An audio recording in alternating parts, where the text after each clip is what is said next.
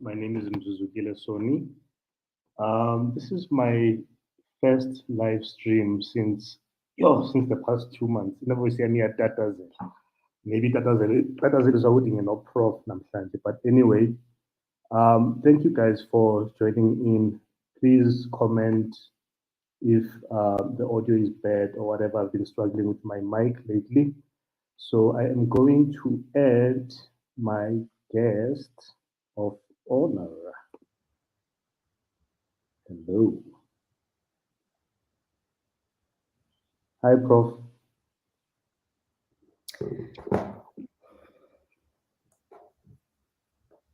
How are you?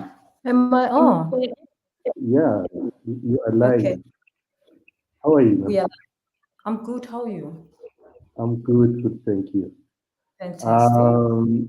Yeah, I should have gotten a book display. I mean, even the background that aligns with my guest tonight. Oh, you like books. Oh, okay. I thought you wanted to brand my background. Yeah, how are you though? I'm very well, sir. How are you? Yeah, I'm good, thank you. Good. Yeah. I think just for housekeeping purposes, I'm just going to announce in advance that I've got load shedding coming up at 8, but we should be done by then. I might have some disturbances, either my son or my dog. So please excuse me. Oh, If, so they might have unannounced. if one of those two, yeah. But Okay. otherwise, thank you for accepting my invitation. I'm just going to test with our audience if we are loud and clear on their side. I see we have a first comment. Guys, thanks for joining us tonight. If you may comment that we are loud and clear. Atina tattoo on the biceps. Oh, yeah, I do. What do they say? Forgiven, believe. Nice. I've got John 3:16 here, but you can't Okay. see it, of course. All So I right. think you've given me an idea what to excuse me, what to add. But anyway, I think we are loud and clear. Okay. This is quite an honor to have you. You know, I think when I sent you the invitation after I hit send, it was one of those moments of Mzu, what are you thinking? Sure, Uti, this is really what you want to do. And that really has, with the highest esteem, that I hold you in, and I'm quite sure that a lot of our guests, our viewers, also hold you in the same regard. Can I use the R, the name that starts with R? No, you call me Kheti. Yeah? You can call me You Kheti. cannot. Not the R one. Yeah. Anyway, like I said, thanks again. I'm just going to read a quick intro because, I think I just want people to know. Abanye bayangiphikisa be like I'm Zulu uyazibhikela wena. You know, in whose company I'm in tonight. So I'm just going to summarize it because of time constraints. And do excuse me if my eyes shift away from the lens. No problem. Because I'm the presenter, I'm the editor, I'm the everything in the background. Anyway, like I said, welcome again. Just quickly, I'm in the company of Mamokgethi Phakeng. Mamokgethi Phakeng is a South African professor of mathematics education who in 2018 became a vice chancellor of the United States, the University of Cape Town. She has been the Vice Principal of Research and Innovation at the University of South Africa and Acting Executive Dean of the College of Science, Engineering and Technology at UNISA. In 2018, she was an invited speaker at the International Congresses of Mathematicians. There's a lot more, I think I would like to begin with your background, who is Mamokgethi Phakeng, your background, where you hail from. including family, you know, and any inspiration along your upbringing that you would credit as having contributed towards the path that you ended up taking?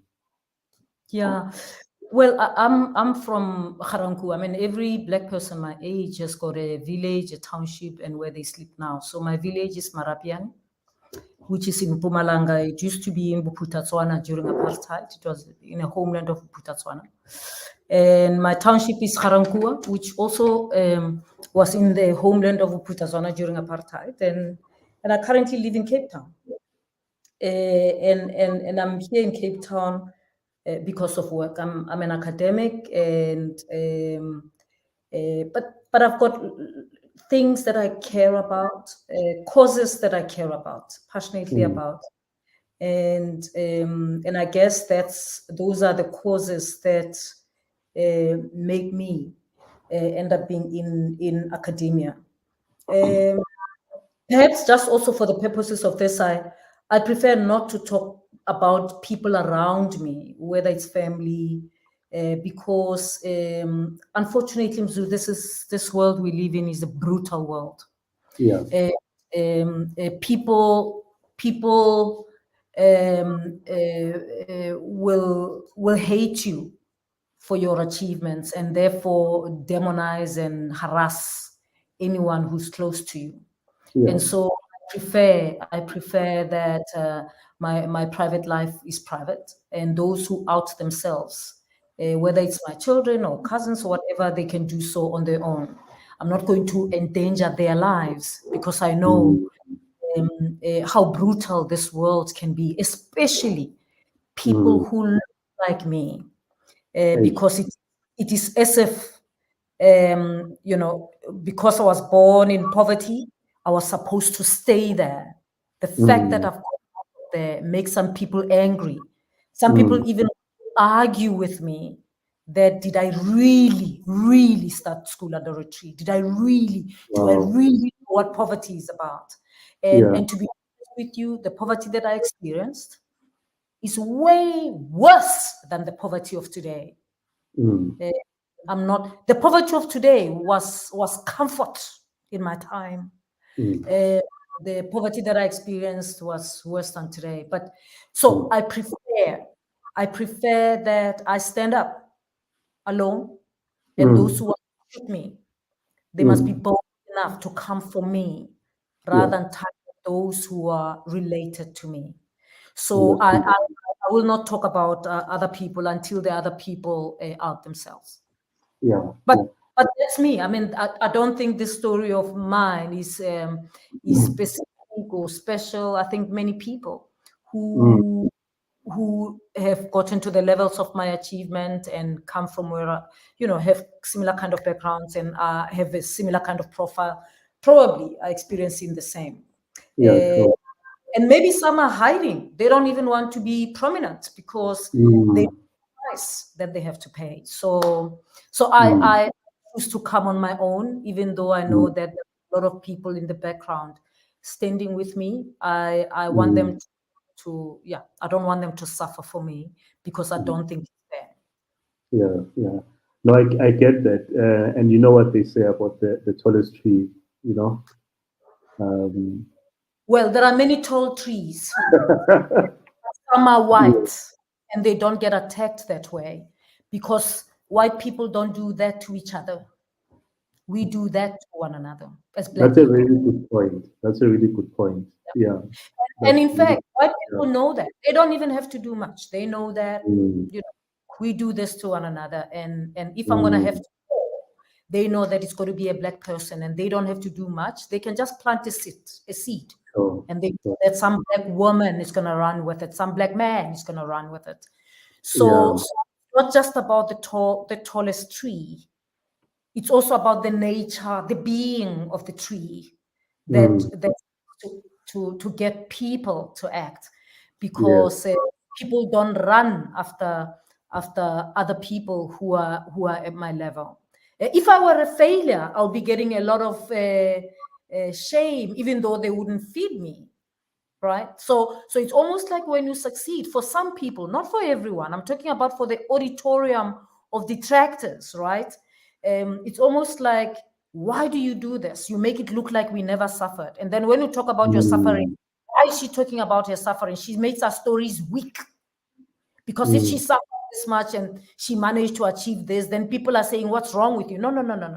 That's not the issue. I'm a survivor. Apartheid was hard. There's a lot of people who have survived who didn't. It was brutal.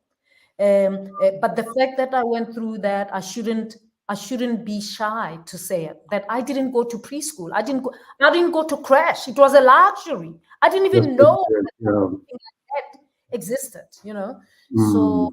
Yeah, I'm going on and on because you touched me on my studio. I'm sorry. That's what I'm here to. I said you in a nice way. Like I say, I should tell you about family and whatever. No. You should invite them if you want to know about them. I don't want to put their lives in danger. Yeah, we'll do a family lives thing. Yeah.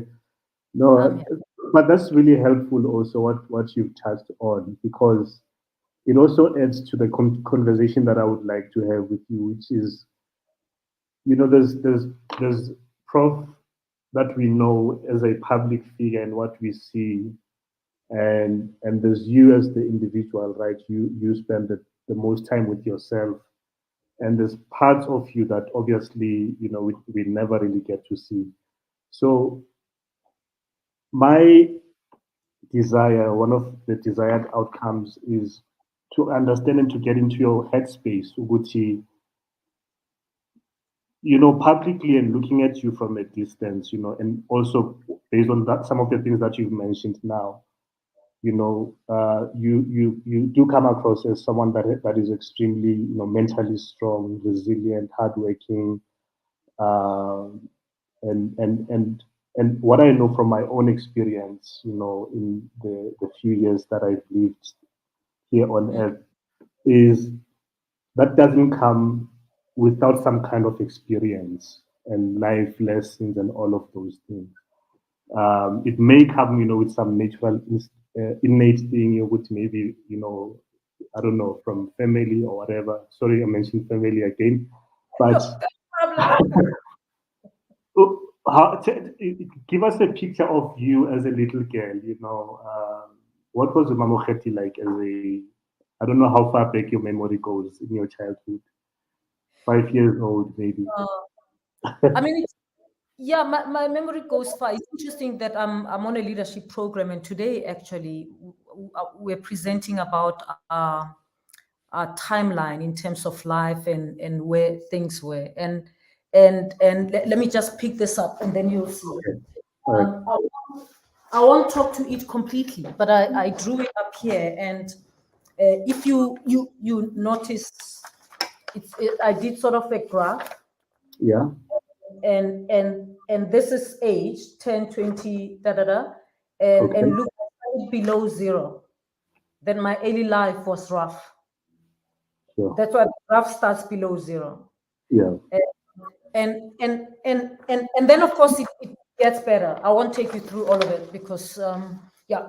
But the early life was spent. I mean, my mother started as a domestic worker. She worked in the factories. She got married too young, I think 18 or less, and she went back to school after having 3 children. And so, we grew up with a mother who was not educated, and then went back to school when I started school. And of course, we lived with a grandmother, and it wasn't the nicest of times. I mean, I started school at 5 years old, going for 6. And that's way too young, given, I mean, today it's not even the age, right? You've got to be 6 going to 7, or 7 going to, or 6 going to 7. I started 5 going to 6. And my birthday is at the end of the year. So I'm not those 5 going to 6 who birthday in April or whatever. I'm right at the end of the year. And that's small. Yeah. Okay? I'm very small. So so it wasn't necessarily a smooth start of life. You're not living with your parents. You're living in the village. You're not necessarily the favorite of your grandmother. and you have to wake up in the morning to go fetch water before you go to school. The school is about 5 to 7 kilometers before you get there. You know, it's just hectic. So the beginning of life wasn't necessarily, and you know, Black people my age, you know how tough your life is by checking when do you start having pictures. So I don't have pictures, for example, as a baby. There's one picture where a black and white picture where my sister and I, my mother has got my sister on her lap. Probably I'm 4, maybe, I don't know, maybe I'm 5. I don't know. But that's the first picture. But it tells you, and then as you go along, you check where the pictures are and when were they taken, and the time to take pictures were in Christmas. That kind of thing tells you how poor the people were. Those people who have pictures as babies, life wasn't that hard, because it was hard, but not as hard as the rest of us, because you had a photographer. Because we got to a time where the photographers were going past the street on Christmas Day or on New Year's Day, because people have new clothes, and the photographer is called to take pictures because they made money on that day. So my early life, my memories of my early life as a child below 10, it's not a really pleasant one. It's memories of having breakfast. A good breakfast is a breakfast of pap that was cooked yesterday, leftover pap from last night, and tea. And on a bad day, the pap is not even there, and the tea is not even there. It's water and sugar, skambelele, you know. Supper can get as rough as you know, pap and water and sugar, and it, you know, the maize meal of the time wasn't vitamin enriched. So every year you'd get skin disease, lekker krap, they used to call it, because you moet krap, because your skin peels, and but that's just because you're not getting enough nutrients. So and that's just the order of the day. That was just what happens. Ringworms on your head, on your body. I mean, that was just what it is. And you know, you didn't go to the clinic for it. We knew that this one has got this one has got that, and you'll grow out of it. The most joyous time is Easter time, when we are harvesting like maize and this and that. You know, so that's sort of my memories of you know, 10 years and younger. And that's when the year that I went to school. I mean, it's like for Christmas we got uniform, and uniform were long gym dresses, the black gym dresses that were long, that we were supposed to wear for the rest of our lives, you know. Exactly. But we were very happy because we wanted to go to school. So here's the thing. Me, I wanted to go to school. Going to school was a lifesaver. I wanted to go to school from when I was young.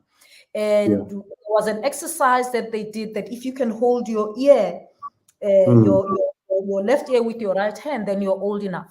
You're big enough to go to school.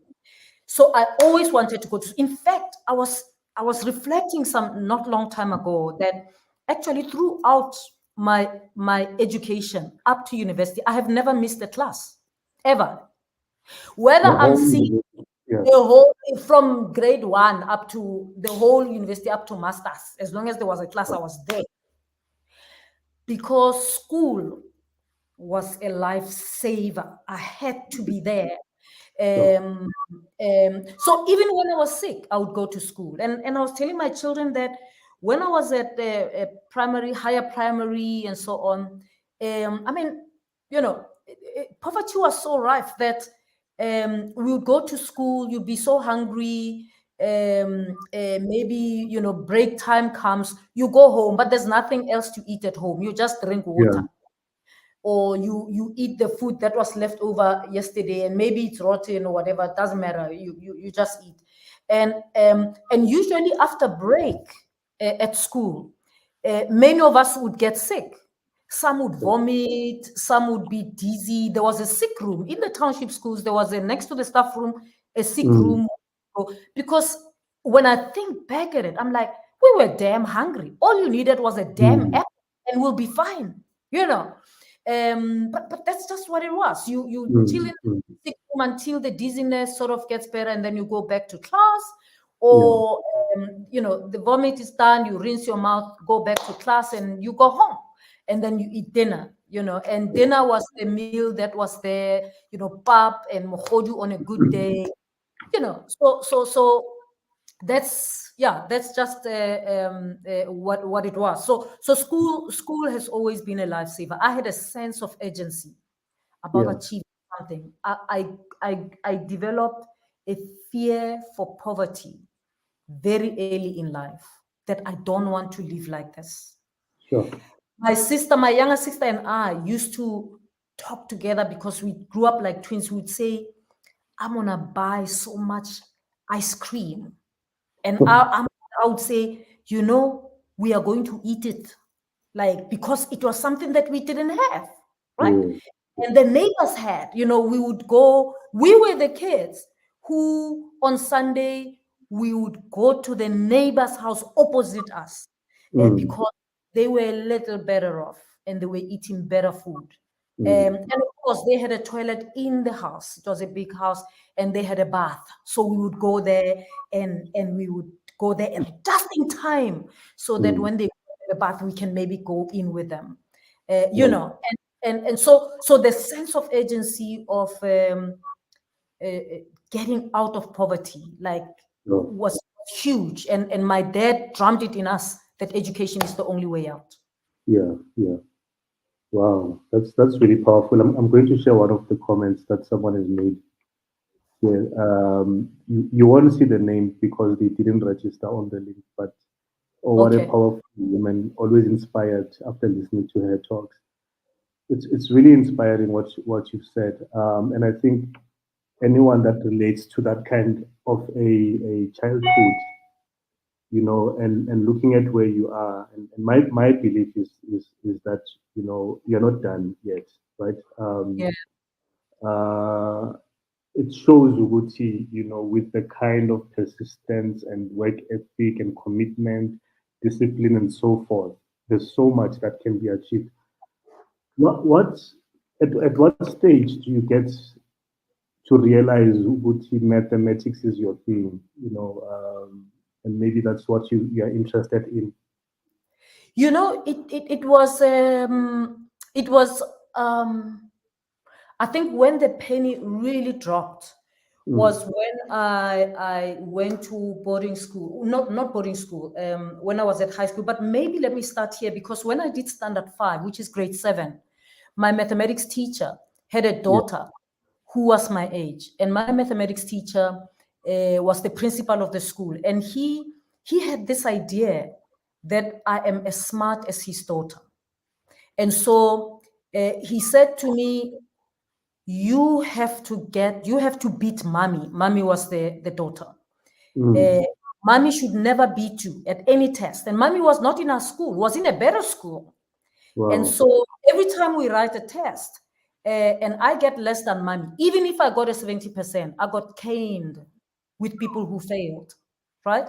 And he would say, because you are capable, you can do this. Mommy got a 90%. How dare you get a 70? So he made me compete with this person who I never knew and was super bright. And then when I was doing grade 10, my mother registered me at a winter school during June where they were going to be teaching mathematics. In my school, they were teaching science. And this at this winter school, mommy was there. That was the first time I met mommy after many years of hearing about her.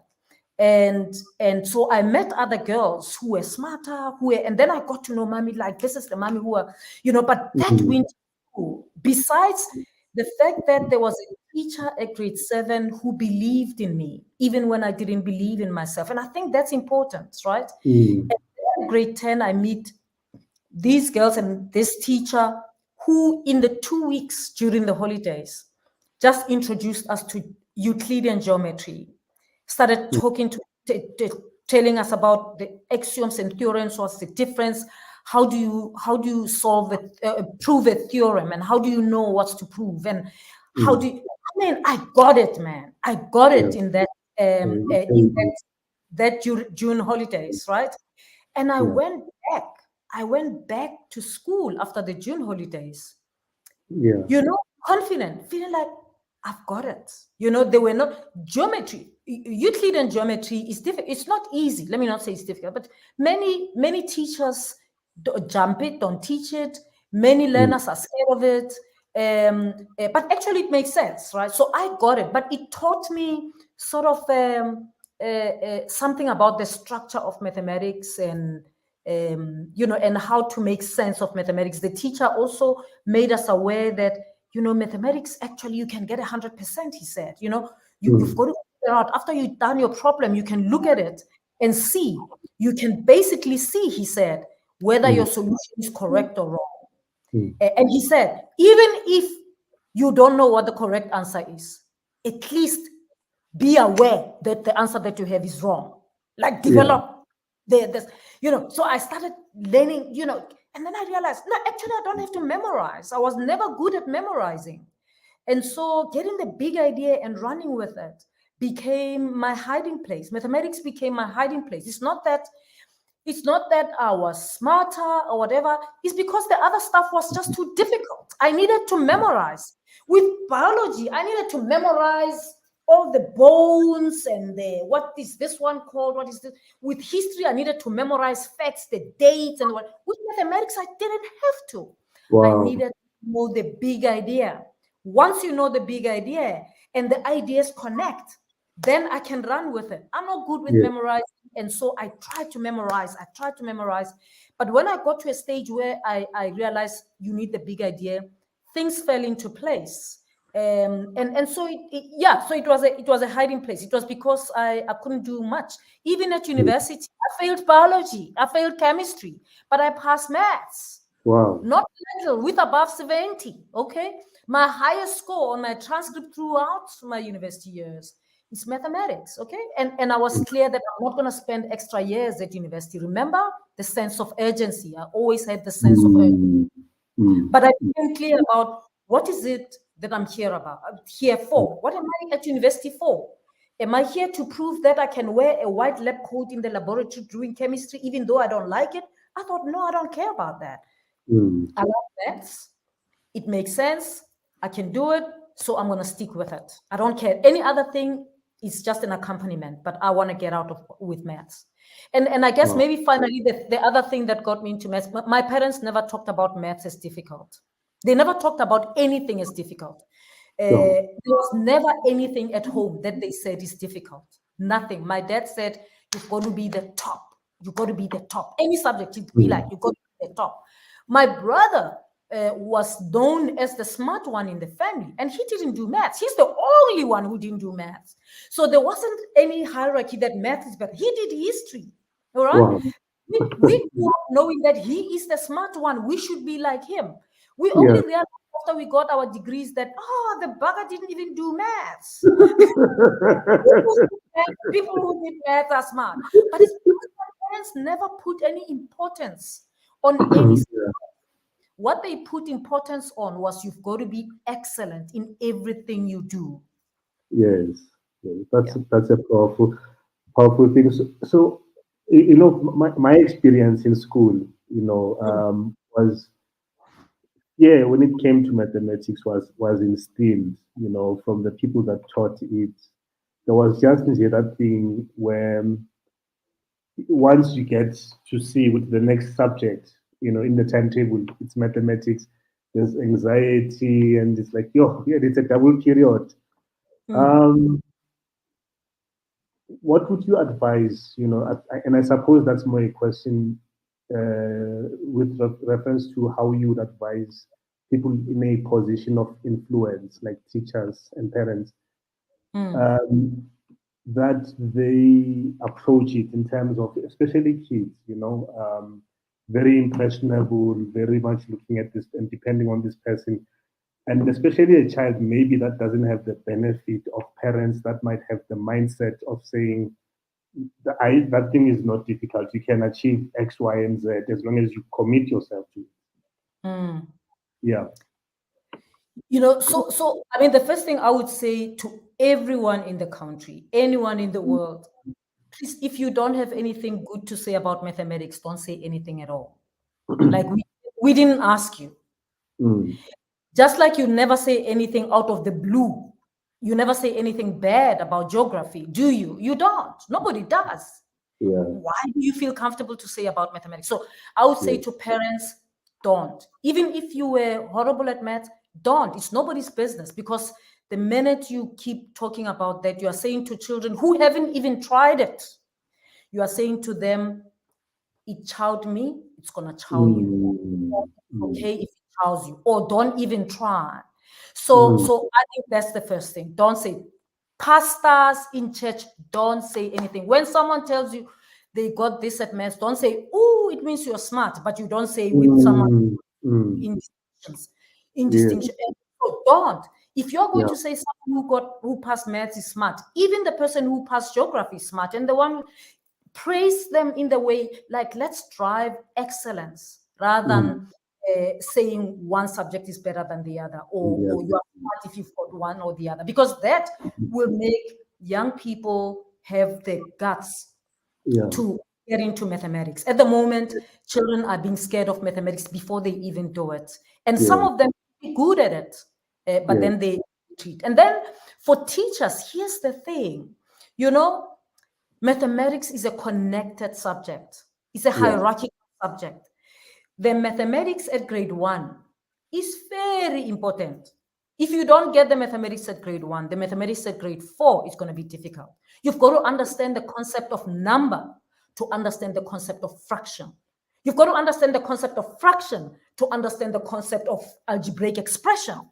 If you don't understand algebraic expression, then the remainder theorem becomes difficult. If you don't understand the remainder theorem, then calculus becomes impossible.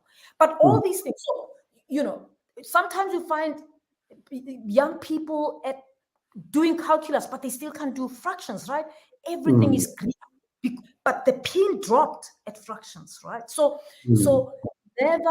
never underestimate what level you are teaching as a mathematics teacher. Make your learners aware that mathematics that you're teaching them at grade 7 is going to be very important when they go to university and they're doing matrices. Then even their factorization is going to be important. So, because that's just how mathematics is. And then for learners, never say, oh no, I don't understand chapter 1. I will focus on chapter, or I don't understand these algebra is difficult. I'll just focus on trigonometry, or I'll just focus on geometry.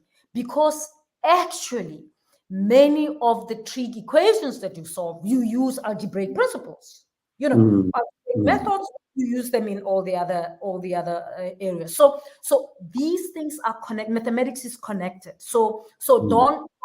And here's the thing: in mathematics, you can afford to not to memorize, not to do much, to understand the big idea, how factorization works. Then you can do all the problems that they have in the book. It doesn't matter what color it comes. You can do it. So you really, every day as a learner, make sure that you just spend an hour, go through everything that they did in class, and then look forward so that tomorrow when they teach, sort of, you are not seeing these things for the first time. And don't just go to the answer. The answer is useless. The big thing is, do you understand? Okay, because when you understand, it doesn't matter how you get to the answer, as long as you can do the problem. You can get to it any other way. But it's a fun subject, frankly speaking. And teachers, when I taught at school, my approach has always been, make the learners love mathematics. Once you make them love mathematics, only then will they want to do it and will they perform better at it. So find ways of making it fun for them, and people think when you're teaching grade 11s and 12s, you can do that. And I had many different ways of doing that. Some of the students I taught follow me on Facebook and on social media. And I mean, if we had the whole day, I would tell you some of the things that I did. But yeah, I had fun teaching high school kids, and because you can make it fun, and you can catch their curiosity, and then they want to come over and over again. Yeah. You know, I was laughing earlier because you touched on something that I did without anyone telling me when I was in high school. Yeah. Because I struggled with maths, but as soon as I did something where whenever I got home, I would do revision. Yeah. And then prepare the next chapter for the next day. So what Exactly. that meant is that I'm doing one thing 3 times. So I did it when I was in class, and I revised it, then the next day, more like a cycle. And I found that process or that approach, you know, Yes. to remove that anxiety. But also it had to do with the teacher. You know, I was taught by this elderly lady who was extremely patient as well. You know, one thing I've seen is whenever I've been to parents, you know, the school meetings, and you speak to the team, mathematics is your thing. You Yeah. know, I'm getting myself. Um, whenever I speak to them, the frustration I pick up from them has been that it's more a frustration of them as teachers not being able to simplify it for the learner. And then they take out that frustration on the child and then stigmatize the child by saying, these are the top 4 kids. I like them because first time I teach a concept, they grasp Okay. it. The rest of you need special, you know, you need extra lessons and all sorts of interventions. But here's the thing. So you Hmm, know what? I hmm, think this world doesn't understand how difficult teaching is. hmm, Teaching is a tough job. hmm. And if you're a mathematics teacher, I always say, mathematics is easy, but teaching it is hard. Okay, Yeah, you can do it for yourself. The fact that you can do mathematics for yourself doesn't mean you can do it. You can teach it, because when you teach mathematics, you are actually, part of what you do is diagnosis. If yeah, a child gets a solution wrong, your job is not just to say you are wrong. That's not teaching. Okay, you look and you figure out, where did they go wrong? You diagnose, where's the error? Where does this error come from? hmm, What caused it? Because it's only when you do that you can go to the error and you unravel that, so that the child doesn't repeat the error.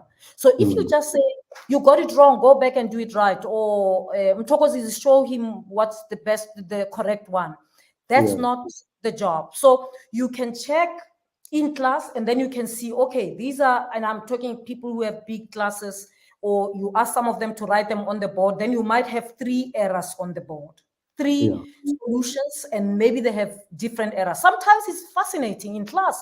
You find that they've made the same error.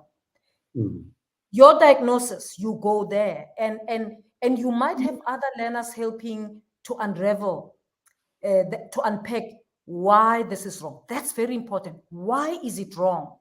It's not to say this is what's correct. hmm. And when you do that, you look at why it is wrong. That's where you get at where did the missing bit fall off? Is it at Hmm. fractions, at factorization? Is it at this, or is it at that? And then you can unpack that. Then the child realizes, oh, it's because I didn't understand the fractions. Now I get it. And then they can get things right. Yeah, And then you don't make them feel stupid. They can pick up and they go with it. I'm saying it like it's easy, but if you think about it, doctors do the same. You go to a doctor, yeah, they have to figure out, why is your back sore? yeah. It's not always the same reason why my back is sore and yours is sore. It's not always the same. And so they probe, they ask you many different questions. So with teachers, we do the same as well. When you do the mathematics for yourself, you don't have to do that. because you just solve, you use the method that you know, you just solve them. You don't have to figure out why anybody else got it wrong. You do it to yourself. So it's much easier to do that because you do what you understand. Whereas when you're teaching it, you've got to understand where the learner comes from. And that's the challenge of teaching. That's the challenge of teaching. And anyone who goes into teaching has to love children. You have to have a love for young people. If you hate young people, you are not going to be a good teacher, because you've got to be willing to engage with them, to ask questions, to figure out, so that you can get to the right path. And when I say young people, I mean even the difficult ones that might not love you at first, that you've got to get them to the level where they go, I get this. Yeah. No, that's really powerful. Someone made a comment here which talks to something I was thinking while you were demystifying mathematics. Maths Made Easy by Prof M. Very fun subject indeed. There's a lady that wrote she basically simplified the learner's book for kids, for primary school kids. Made it easier for them to understand at that level. Is that something that you would consider doing when it comes, or would you find any value, in terms of these little ones here, who love to watch cartoons and they get information and knowledge when it's presented to them in a certain format, and the reason for that obviously comes from a place of what maybe we might need to do as a country, and not only when it comes to mathematics, but just basically education and anything else that matters. But maths in this case, would that be something that we show Yamapopai, so not a show, but like demystify, because while you're saying this, I'm like, okay, I'm feeling like I'm in class now, I'm being schooled. And the more, if I would spend more time, I'd be like, okay, now I would be that top A student if I was exposed to that kind of, environment. Yeah, I mean, that's why I'm saying we have to make learners love mathematics. And one way of doing that is animations, but the other way of doing it is games.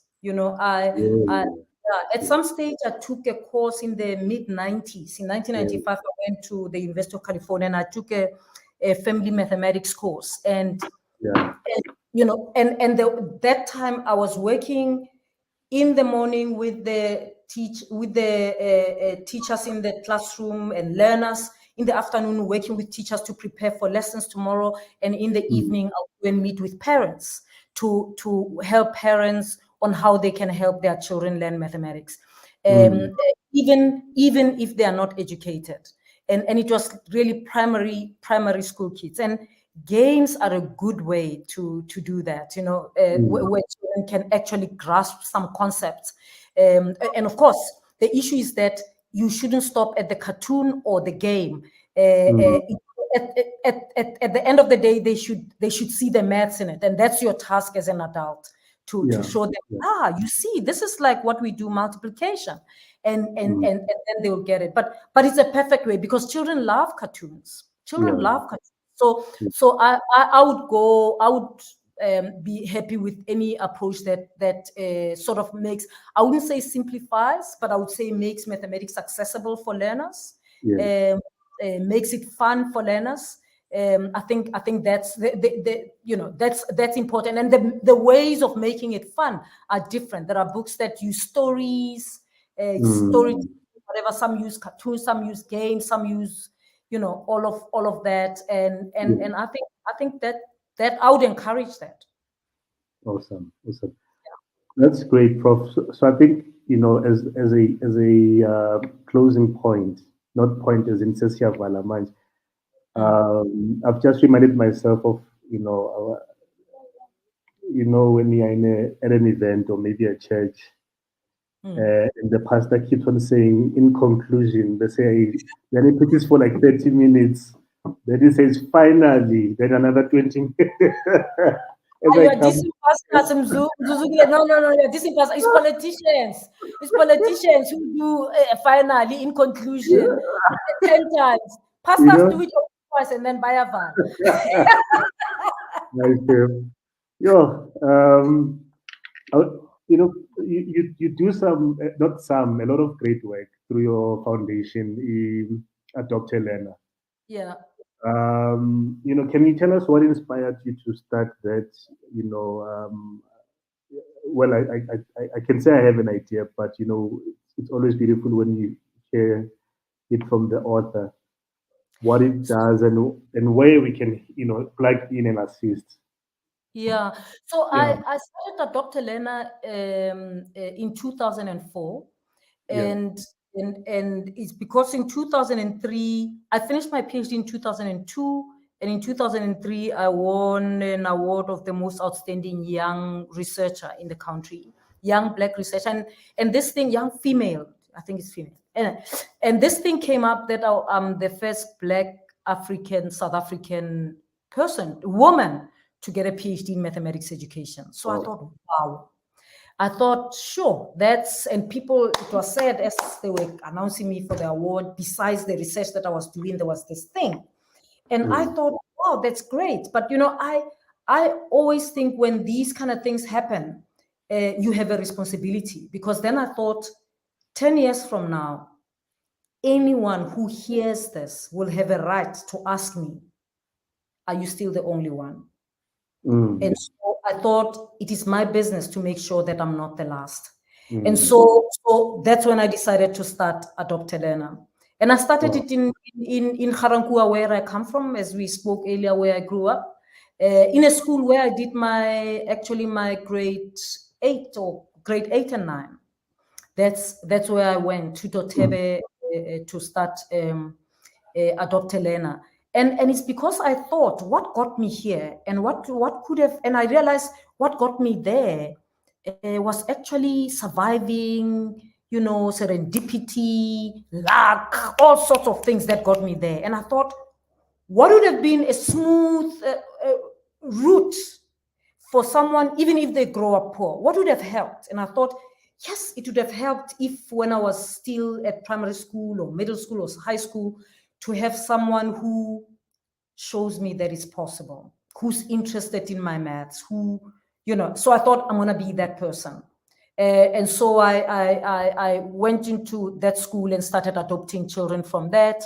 And then when the government introduced no fee paying schools, then I started focusing on adopting learners who complete matric from township and village schools to get into university. First, I was supporting them. It was this group that I was going with, and I thought I'll go with them when they go to university, and paying their school fees, uniform, educational needs, everything, and giving them a prize for the one who's performed well every end of the year. So it started that way. I know that oftentimes when I talk about Dr. Lena, I get thousands of people saying, please support us, phoning me and whatever. Here's the thing. I don't raise funds for Dr. Lena. I work for it. I don't publish a call, or there's no application form.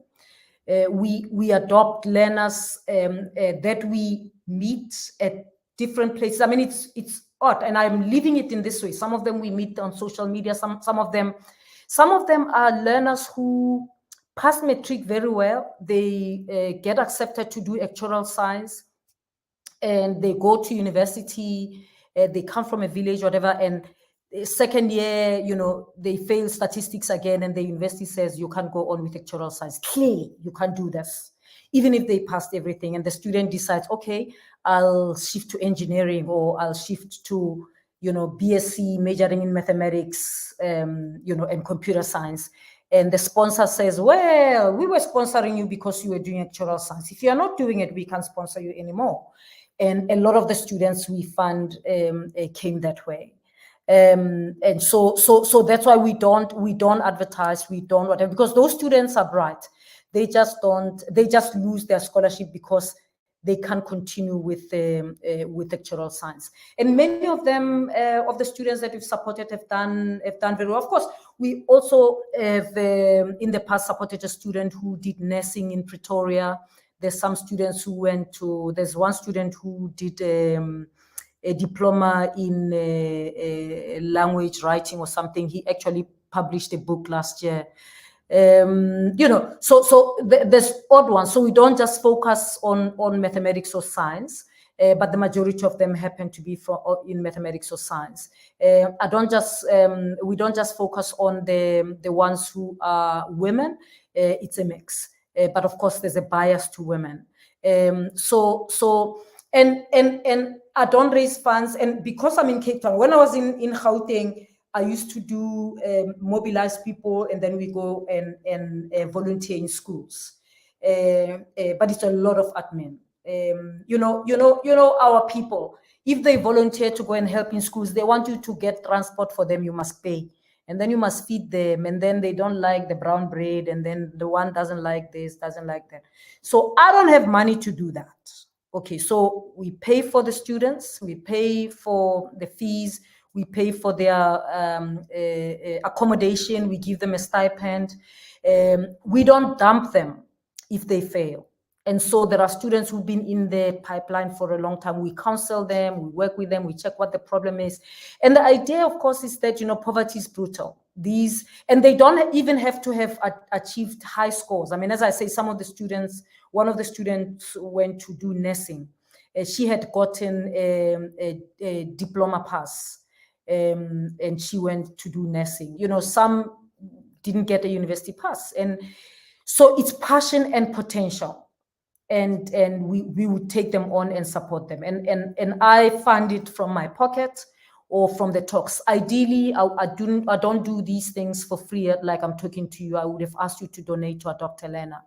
That's what you do. I don't usually agree to do these things for free, but that's how I make the money. I don't have time to raise funds, to write proposals. I don't want to hire anybody. People are a problem. I don't want to hire anybody because I don't have money to pay them. The money must pay for the students. So that's how we run Adopt Helena. We also, of course, I also have other scholarships. I'm sure you heard that I donate 20% of my salary to scholarships at UCT, to the Rhodes Must Fall Scholarship, and then the 10% to the Rhodes Must Fall Scholarship, and 10% to the Mamokgethi Phakeng Scholarship. The Mamokgethi Phakeng Scholarship supports women, postgraduate, Black and colored South African women, postgraduate students registered at UCT. They've got to apply, they've got to be at UCT. So you can't apply for it when you're outside. They've got to apply when they're inside. We are advertising departments, they apply, and we screen and we grant. If you get it, it covers everything. Particularly the ones who are completing and they are struggling to get the final funding, we do that. And the Rhodes Must Fall Scholarship, of course, focuses on the scholarship around the issues that the Rhodes Must Fall protests were addressing. The Statue of Rhodes has fallen, but the ideology hasn't fallen. Coloniality is still very much with us. How we undo that is our problem as Black people. We can't just toy. We must give to our struggle. Whether they like me or not is irrelevant. What they were fighting about for Rhodes Must Fall is very key. And I was the sole donor for solid 2 years. I was the only person who's donating. Now there's a few Black academics at UCT who have joined. The scholarship is taken up at UCT. We've given the first recipient was announced this year. And it's about really making Rhodes Must Fall meaningful, not just a statue. It was a start, but how do you deal with coloniality? And it's through scholarship we can make Rhodes fall and other kinds of scholarship rise. So that's that. Wow, that's very powerful, and it's a great point to end our conversation.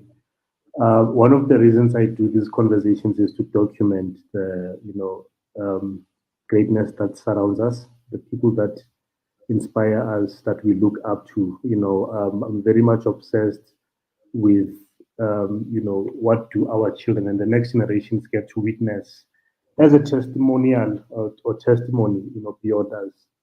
I think we owe the next generation that in terms of how do we document our learnings, our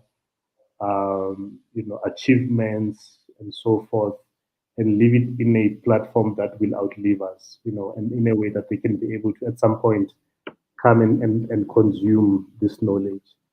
I really feel like I've been schooled and super inspired. I always tell people, when I do these interviews on Thursdays, I'm tired. It's Thursday. It's at night, but always at the end of the conversation, I'm super pumped.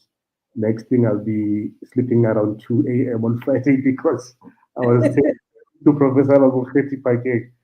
Anyway, thank you. I must end it by saying, excuse me for being rude. That's a beautiful dress, and those earrings are very beautiful. I should have said that at the beginning. Then look but thank you very much. And I should say that the dress is made by South African women in KZN. Wow. The print actually. Wow. They print the cloth and they made it. It's just amazing. I'm trying to remember the name now. I wear everything South African. I mean, I do everything South African from everything.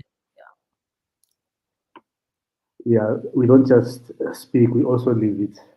Yes. And I love the work you do on BrownSense. I mean, you don't know, but I've got some amazing earrings that I got at the BrownSense market in Cape Town back in 2018 or 2017. Yeah. Yes. We are coming back soon, so hopefully next year. I'll be paying Cape Town a visit because that's one of our intentions to get back to Cape Town next year. That will be great. Yeah. Thank you, ma'am. Enjoy your evening, and all the best with the leadership session that side. Thank you so much. Have a good evening. Thanks, you too. Bye-bye. Wow. Thanks, guys. Anyway, before Bangshang load sharing, thank you for joining me. I'm back. I've got another interview next week with a highly esteemed entrepreneur. I will post a StreamYard announcement following this one, as well as the week after next week. Next week. Thank you very much. Enjoy your evening as I'm doing the countdown before the guy was ESCOM shuts me out.